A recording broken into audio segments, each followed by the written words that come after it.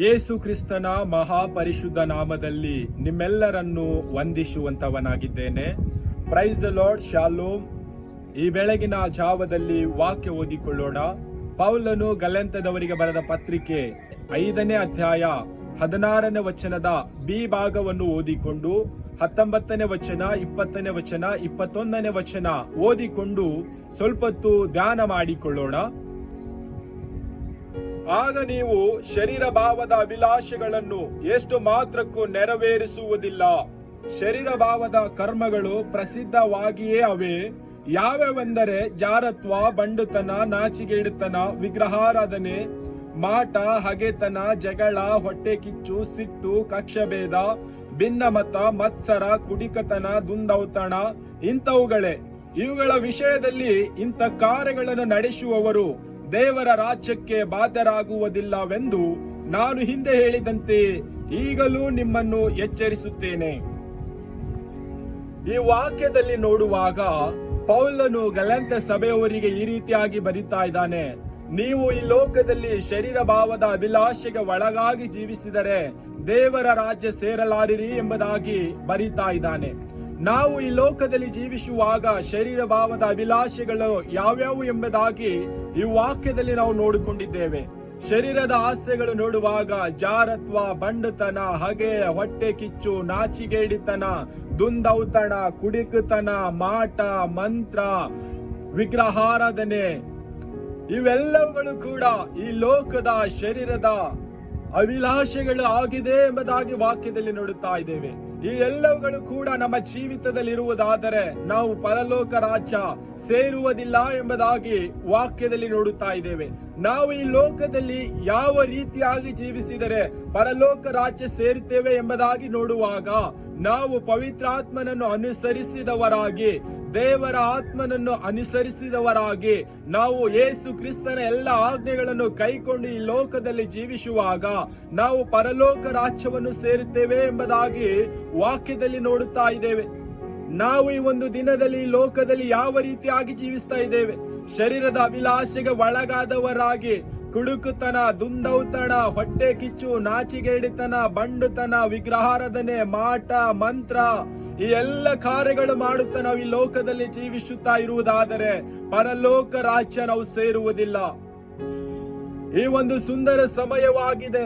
ನಮ್ಮ ಜೀವಿತವನ್ನು ನಾವು ಸರಿಪಡಿಸಿಕೊಂಡು ನಿತ್ಯ ಜೀವಕ್ಕಾಗಿ ನಾವು ಪ್ರಯಾಸ ಪಡುವಂತವರಾಗೋಣ. ನಮ್ಮ ಜೀವಿತದಲ್ಲಿರ್ತಕ್ಕಂಥ ನಾಚಿಗೇಡಿತನ, ಹಗೆತನ, ಹೊಟ್ಟೆ ಕಿಚ್ಚು ಈ ಎಲ್ಲ ಕಾರ್ಯಗಳು ಬಿಟ್ಟವರಾಗಿ ಪವಿತ್ರಾತ್ಮನನ್ನು ಅನುಸರಿಸುತ್ತಾ ದೇವರ ಆತ್ಮನ ವರಗಳನ್ನು ನಾವು ಹೊಂದಿಕೊಂಡವರಾಗಿ ದೇವರ ಎಲ್ಲ ಆಜ್ಞೆಗಳನ್ನು ನಾವು ಕೈಕೊಂಡು ನಡೆಯುವುದಾದರೆ ಪರಲೋಕ ರಾಜ್ಯ ನಾವು ಸೇರುವಂತವರಾಗಿದ್ದೇವೆ. ಈ ಒಂದು ದಿನದಲ್ಲಿ ಈ ಲೋಕದಲ್ಲಿ ನಾವು ಯಾವ ರೀತಿಯಾಗಿ ಜೀವಿಸ್ತಾ ಇದ್ದೇವೆ? ನಮ್ಮನ್ನೇ ನಾವು ಪರೀಕ್ಷೆ ಮಾಡಿ ನೋಡಿಕೊಳ್ಳೋಣ. ಈ ಒಂದು ಸುಂದರ ಸಮಯವಾಗಿದೆ. ನಮ್ಮ ಜೀವಿತ ನಾವೇ ನಾಶನ ಮಾರ್ಗದಲ್ಲಿ ಹಾಕಿಕೊಂಡು ಜೀವಿಸ್ತಾ ಇದ್ದೇವಾ? ನಮ್ಮ ಜೀವಿತ ನಾವು ಪರಲೋಕ ರಾಜ್ಯಕ್ಕೆ ಹೋಗುವುದಕ್ಕಾಗಿ ಸಿದ್ಧ ಮಾಡಿಕೊಳ್ಳುತ್ತಾ ಇದ್ದೇವಾ? ನಮ್ಮನ್ನೇ ನಾವು ಪರೀಕ್ಷೆ ಮಾಡಿ ನೋಡಿಕೊಳ್ಳೋಣ. ಈ 16ನೇ ವಚನದಲ್ಲಿ ನಾವು ನೋಡುವಾಗ ಪವಿತ್ರಾತ್ಮನನ್ನು ಅನುಸರಿಸಿ ನಡೆಯುವಂತರು ದೇವರ ರಾಜ್ಯ ಸೇರುತ್ತಾರೆ. ಶರೀರದ ಅಭಿಲಾಷೆಗಳನ್ನು ಅನುಸರಿಸಿ ನಡೆಯುವವರು ದೇವರ ರಾಜ್ಯ ಸೇರುವುದಿಲ್ಲ ಎಂಬುದಾಗಿ ವಾಕ್ಯದಲ್ಲಿ ನೋಡುತ್ತಾ ಇದ್ದೇವೆ. ಈ ಒಂದು ದಿನದಲ್ಲಿ ಈ ಲೋಕದಲ್ಲಿ ನಾವು ಯಾವ ರೀತಿಯಾಗಿ ಜೀವಿಸ್ತಾ ಇದ್ದೇವೆ? ಶರೀರದ ಅಭಿಲಾಷೆಗಳಿಗೆ ಒಳಗಾದವರಾಗಿ ದೇವರ ರಾಜ್ಯವನ್ನು ತೊರೆದವರಾಗಿ ಜೀವಿಸ್ತಾ ಇದ್ದೇವಾ?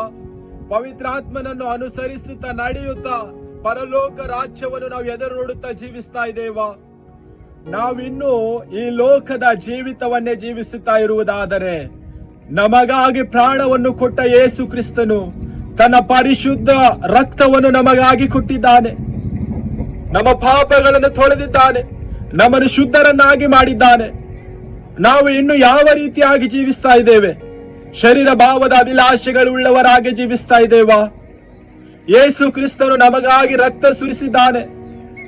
ಆತನ ಮಕ್ಕಳು ನಾವಿದ್ದೇವೆ. ನಾವು ಪರಿಶುದ್ಧರಾಗಿ ಜೀವಿಸುವಂತವರಾಗಬೇಕು, ನೀತಿವಂತರಾಗಿ ಜೀವಿಸಬೇಕು. ಈ ಲೋಕದಲ್ಲಿ ಜೀವಿಸುವ ಕಾಲವೆಲ್ಲ ನಂಬಿಕೆ, ಪ್ರೀತಿ, ಶಾಂತಿ, ಸಮಾಧಾನ, ಕರುಣೆ, ದಯೆ, ಉಪಕಾರ ಈ ರೀತಿಯಾಗಿ ನಾವು ಈ ಲೋಕದಲ್ಲಿ ಜೀವಿಸುವಂತವರಾಗಬೇಕು. ನಮ್ಮ ಜೀವಿತ ಏನಾಗಿದೆ? ಪವಿತ್ರಾತ್ಮನನ್ನು ಅನುಸರಿಸುತ್ತಾ ನಡೆಯುತ್ತಾ ಇದ್ದೇವಾ? ಶರೀರದ ಅಭಿಲಾಷೆಗೆ ಒಳಗಾದವರಾಗಿ ಈ ಲೋಕದಲ್ಲಿ ಕುಡುಕುತನದಲ್ಲಿ, ದುಂದೌತಣ, ಹೊಟ್ಟೆ ಕಿಚ್ಚು, ನಾಚಿಗೆ ಹಿಡಿತನ, ವಿಗ್ರಹಾರಾಧನೆ, ಮಾಟ, ಮಂತ್ರ, ಒಬ್ಬರನ್ನು ನೋಡಿ ಒಬ್ಬರು ಹೊಟ್ಟೆ ಕಿಚ್ಚು ಪಡುವುದು, ಒಬ್ಬರು ಏಳಿಗೆ ನೋಡಿ ಕಾಲೆಳೆಯುವಂತದ ಆಲೋಚನೆ ಮಾಡುವುದು, ಈ ರೀತಿಯಾಗಿ ನಾವು ಈ ಲೋಕದಲ್ಲಿ ಜೀವಿಸ್ತಾ ಇದ್ದೇವಾ?